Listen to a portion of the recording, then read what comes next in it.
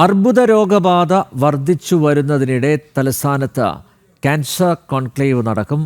Cancer രോഗത്തെക്കുറിച്ചും അതിനോട് എങ്ങനെ പ്രതികരിക്കാമെന്നും കോൺക്ലേവ് ചർച്ച ചെയ്യും. Association of medical and paediatric oncologist of Kerala ഈ മാസം 28-29 തീയതികളിലാണ് കോൺക്ലേവ് സംഘടിപ്പിക്കുന്നത്.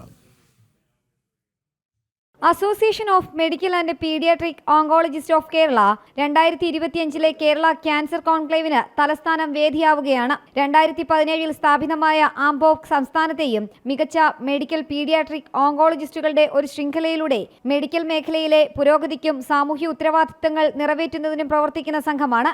ഇന്ത്യയിൽ ആദ്യമായി ആംബോക്കിന്റെ നേതൃത്വത്തിൽ ഈ മാസം 28-29 തീയതികളിൽ തിരുവനന്തപുരത്ത് സമഗ്ര ക്യാൻസർ കോൺക്ലേവ് നടത്തുകയാണ്.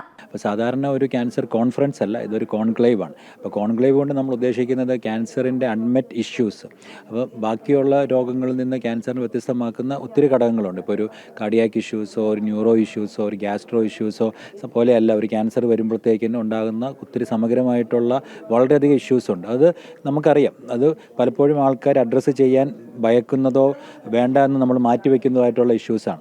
ആ ഇഷ്യൂസിനെ നമുക്കെങ്ങനെ ഓവർകം ചെയ്ത് നമുക്കെങ്ങനെ ഇതിൻ്റെ ബെറ്റർമെൻ്റ് ആക്കാം.